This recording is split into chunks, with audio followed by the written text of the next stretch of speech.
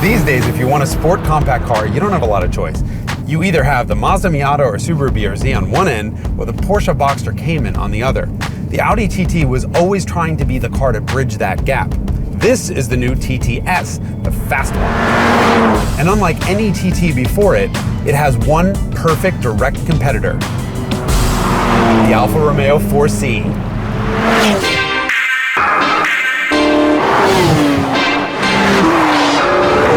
Waking the dead. Yes, please. Yeah, buddy. Going off the range. Give me all you got.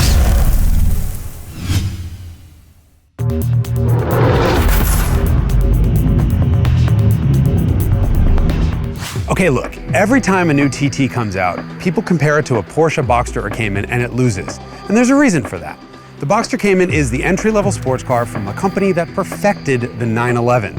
And the TT is a gorgeous-bodied Volkswagen Golf. It's kind of got no chance. Rather than doing that old comparison again, I thought of something else that the TT compares directly with. You probably didn't realize this, but the Alfa 4C costs within a couple $1,000s of what the TT costs. In terms of acceleration, braking, and handling, they're right there next to each other. And they both have turbocharged 4-cylinders taken straight out of economy cars. They're also made out of exotic materials. The Alfa's carbon tubbed, but the Audi is aluminum. That's something you don't find in this class of vehicle. And they're gorgeous. This one in that Bauhaus icon way. I mean, Audi sent it to us in gray, for Christ's sake. It doesn't get any more German than that. And the Alfa, well, it's as red as Italian cars should be. This Alfa Romeo is a rare car, and not because Alfa doesn't sell a lot of them, but because it's a sports car, and that means it sucks at being a car, but it's amazing at putting a smile on your face. Unassisted steering, you gotta work for your speed in this car, and even the engine is completely and totally flawed. I mean, it has no high-end power, which is all that you want from a sports car, and yet all of these faults remind us what makes sports cars so much fun in the first place. They're flawed. That's the point. It's almost as if Alfa Romeo's engineers stumbled upon the idea of combining an old fun Ferrari with My Little Pony and made like My First Ferrari, a Tyco product. They just decided to put this craptastic interior in a car and said, well, f it. If it's not about having fun, just don't put it in the car. Power steering? Who needs it? The car only weighs 2,500 pounds. Muffler? I mean, why would you want a muffler? Screw the neighbors. God, this car is fun. You know, like 40, 50 years ago, there was a huge purist movement against power steering. And eventually everyone just shut up and accepted the fact that all cars were gonna have power steering. That was okay because they wound up being developed into something really good. I've been on a similar crusade for the last 10 years about electric power steering. And it's only once you get back into a car with no power steering at all that you realize just how much we're missing. This wheel is constantly talking to me. And yeah, the efforts are high when you're driving at big cornering Gs. But just kind of driving on the street, it's totally fine and totally usable. Don't believe anyone who knocks this car for not having power steering. It's so playful, it's so much fun. I love you! See, Randy, the mistake I think most rookies make is that when you're making an Imperial Stout, they use way too much dark malt. You kind of want roasted barley. Yeah, you want like 90%. This car is rolling, screaming Italian pornography. I love every last bit of it. There's a phenomenon called a lupulin shift, right? And that's when something that, when bitter stops being bad and starts tasting really good. When you're so drunk you can't tell. No, it's more like cigarettes, where like the first couple you smoke are disgusting, and then before you know it, you're addicted for life. That's a dirty trick. Hey! Oh, hey, Jason. How was it? Hi. So much fun. Yeah. So much fun. So listen, this is a really interesting comparison test because the TT, Audi was all worried about it. So, this is not our track-focused car, it's just merely a quicker TT. They're always worried about everything. They just won't play. Right, and they don't have any reason to be. That car is seriously good, especially when you consider its underpinnings are Volkswagen Golf. This, on the other hand, okay, carbon tub, mid-engine rear drive, it's got great traction coming out of corners. Dodge Dart transmission. Nobody's perfect. Nothing's perfect. But, the TT has great traction coming out of corners too. It's a Haldex all-wheel drive system, so you can't quite pitch it sideways under power. Right, but on a racetrack, you don't want that, right? You want grip. What? Yeah, hooked up. Yeah, Hooked up. puts Wrong. the power down. Stop hanging out with him. You're quoting him. Sideways is always better. Good man. Good man, John. Anyway, so listen. So TTS, right off the bat, my first beef with it is you can't get it as a convertible anymore for some inexplicable reason, and you can't get it with a stick. You can't get this thing with a stick either, but you can get it as a coupe or a Spider. We can't actually get it with a coupe. For whatever reason, they don't have any coupes lying around, so we have to just ignore the fact that this thing is a roadster. So that's just a black hardtop. It's a black hardtop, yeah. Copy. No, that's a cool comparison. And Thanks. I like, I mean, like, you know, just visually looking at these two things, they couldn't be more different. No. I mean, that looks like some kind of like train component, and this is just a stereotype of what a sexy Italian thing is. Got the curve. Oh my God, just low, wide, everything. But what's so crazy is Ingolstadt is only 400 miles away from Milan, and that's like the distance between LA and San Francisco, and yet They couldn't be more opposite. You start that in the morning and it's like all dramatic and nice. Start this, it's and everyone scatters and runs. It's so much fun. I mean, I think what we have really is a case of, you know, the head versus the heart. Let's see which one's going to win the race. Okay. Race. Oh, so great. I get to race against Randy Popes. Kind of hoping Johnny's weight slows him down so I can beat him to the first corner, but we'll see what happens.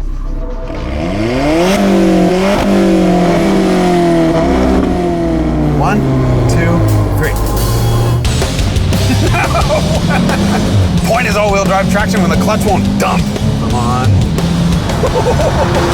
Hanging it out. Nice, Randy. We move. Oh my God. I didn't know Alphas did that. 2 feet off his bumper. Let's go. Now he's just showing off. Gonna get him. Gonna get him. Gonna get him. Could have got him. Johnny's probably distracting him with some BS. Gravity doesn't really fit into quantum mechanics. So what they're looking for is this thing called a gravitron, and it's like a massless particle that has a... Got Randy under braking. Oh, he's gaining on me. He's gaining on me. Oh, I hate you, Randy Probst. Oh, come on, give me sideways. Oh, it's a ton of grip here. This is a really good little sports car. Oh no! Just want to know what they're saying in the car. Because it'll probably appear just for like, you know, a gajillionth of a nanosecond, but they have these... Oh, yeah. But if you observe it, then that changes it, right? Well, that's Heisenberg's Isn't that how that uncertainty stuff principle. works? I'm gonna get him. I'll get him. I'm gonna get him. Come on, I'm gonna get him. Got him, got him, got him, got him, got him, got him, got him. Yes! Randy, does F stand for f***ing fast? God, that's a lot of work keeping up with you. Randy wants to know if he's allowed to try now.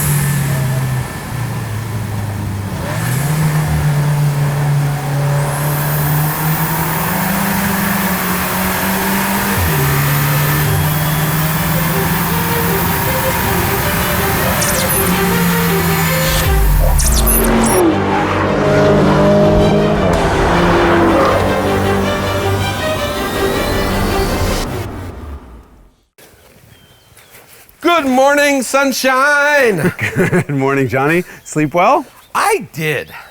So, you all ready to go? I'm packed now. Ooh. Anyway, I could drive the Audi and you drive the Alfa? I just finished packing it. You know what? Just throw everything in the Alfa and it'll give you something to do while I get dressed. You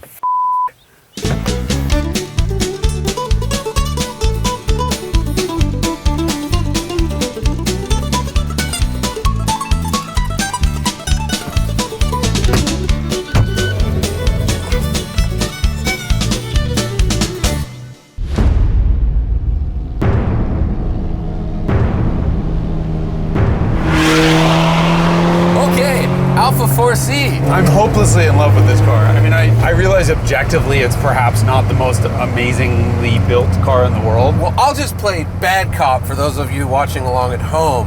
While I smile like a stupid idiot. They cut a couple corners. Recognize this? This is from the 80s. Look, it has a radio in it, so the corner wasn't quite cut off completely. It's trimmed. You can harp about interior build quality, and we can harp maybe about trunk space or lack thereof. You can harp about how noisy it is, and you can harp about... I don't care. It's so much fun. So, you know, our boss, Ed Lowe, he said the best thing about this car. He said that the Alfa Romeo 4C is the perfect fifth car. Yeah, that's probably right. And how many cars do you have at the moment? 7. So it would be a perfect eighth car. Perfect eighth car. In fact, if it had a credit card machine right there, I'd pull out my Amex, swipe it, and buy this thing. You know, if this had a credit card machine, I would swipe your Amex and get a big fat cash advance. And what would you do with it? I don't know. You know what I might do if I had cash advance that came from your credit card? Is buy this thing a better engine and transmission. Because really my only beefs with this car are the driveline. You know, there's a lot of turbo lag, And then this dual clutch, it's a dry dual clutch, which means that the clutches aren't bathed in oil, and that means they don't have the thermal capacity that regular dual clutch automatics do. So it's not as quick. It can't manage slippage, right? So the clutches have to be either engaged or not, and slipping will overheat them, and that means it's got to shift quickly when you don't really want it to, and then can't shift quickly when you do. Right. So yeah, that's a big limitation in this car. I don't know why they didn't put a manual in it. They don't know why. The Alfa Romeo said they never even considered it. I think they were drunk. If this had, like we've been saying this, the motor out of the Honda S2000, right? 240 horsepower from a 2-liter inline-4 and a manual, would it be better? Yes. I would own one. I would own this car if it had Would that. it be different? Yes, and I kind of love this car as is. And Anthony, our director, you know, he said something very interesting. He's like, I love the turbo blow-off noises. Like, it sounds like Group B cars. Oh, it does. Ready? It's kooky.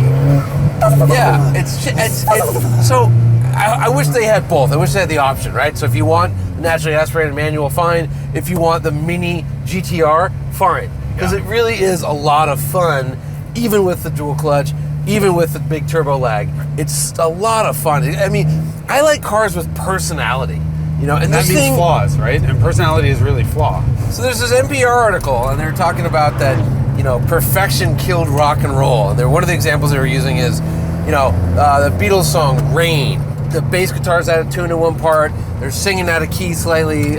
Ringo's behind in one bit, and it's one of the greatest songs ever recorded, so claims the article. Nowadays, you'd fix all that in post, and I kind of feel they didn't do that with the Alfa. They didn't fix the flaws, and the car is so much better for it. This has a chance of in 30 years being a classic car. There are no sports cars left in this world. They're all actually GTs. They're comfortable, they're smooth, they're uncompromised. You get in and drive across country. A sports car, on the other hand, is about the experience, right? And not the speed. And a true sports car, you would never want to get in and drive across the country. Most of the time, you wouldn't even want to get in and drive to the grocery store, but then you get in, and once you're in it, you wind up driving across the country because it's so much fun, right? It sounds silly to say, but I love lovable cars. Well, and lovable cars are lovable because they're flawed, and this is deeply, deeply flawed in all the right ways that make me want it. Not to daily drive, but to spend, you know, an afternoon on back roads or make the ride to work fun. And then, you know, this one's a convertible. We could just take this top off. Probably do it right now. There we go. Oh, yeah. There we go. Oh, this thing is perfect. Yes. Hear that noise outside. it's a muffler. This is the best car to be in the car with Johnny Lieberman. We can't hear him.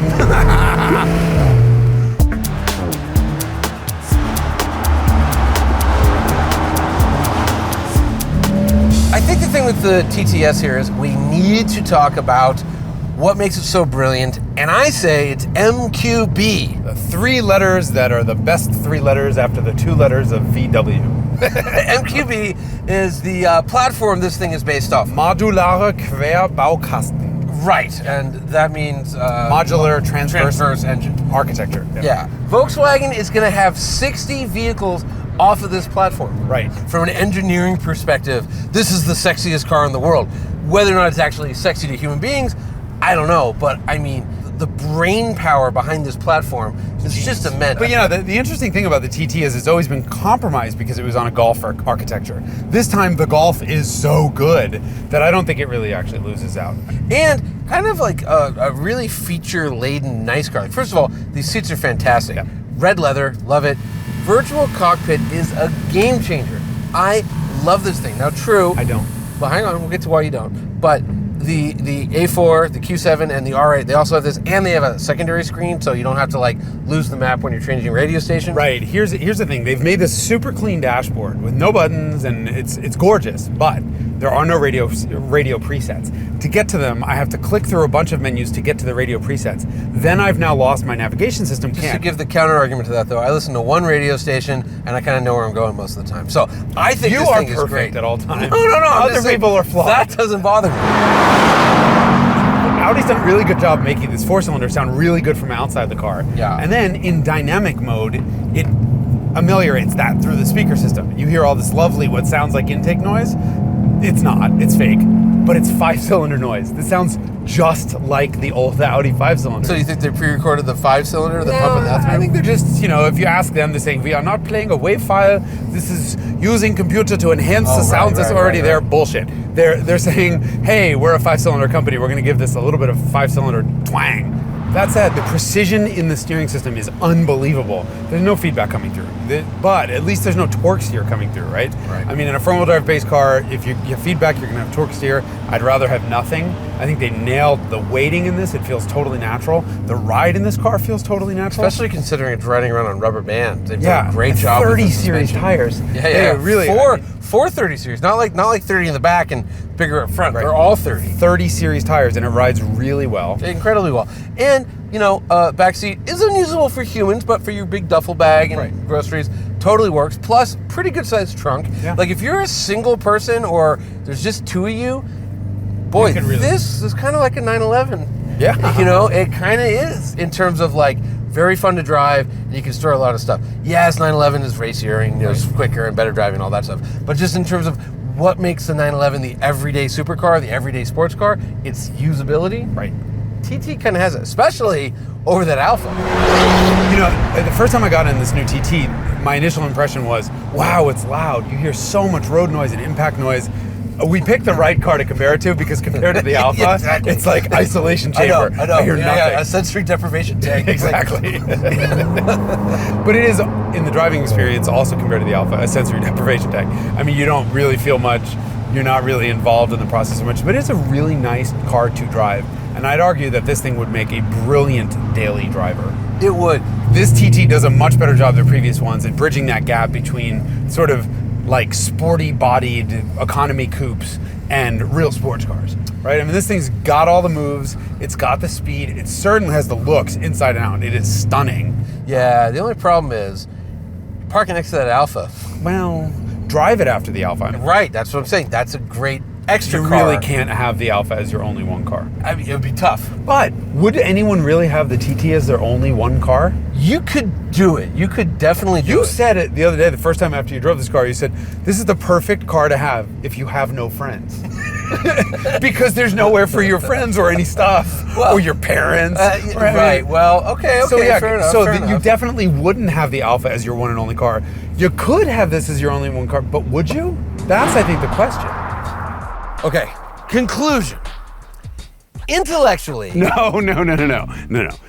Sports cars are about emotions, not intellect. Now you sound like a German. Okay, but intellectually, that TTS is amazing. I mean, think about this. You get the performance of a mid-engine exotic Italian sports car with a carbon fiber tub. I mean, it's 0.3 seconds slower around a racetrack and it's more than 700 pounds heavier. That's incredible. And look at the design, look at the interior, look at the technology. It's almost perfect. It is perfect. Yet emotionally, I've already forgotten about it because I'm in love with this screaming red thing over here. Right.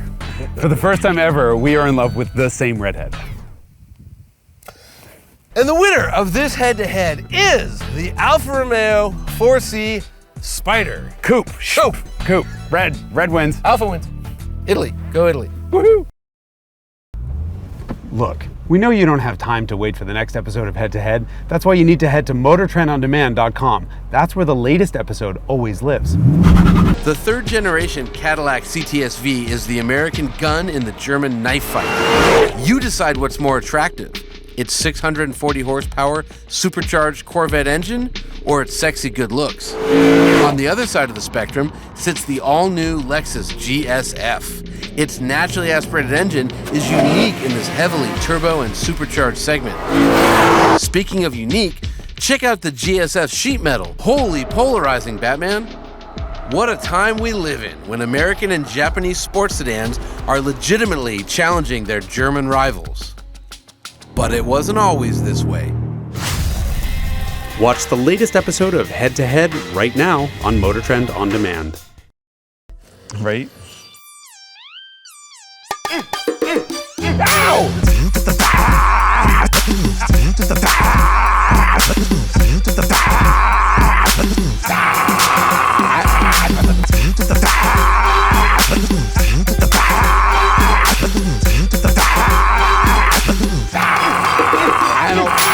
I never want to hear you say, I want it that way.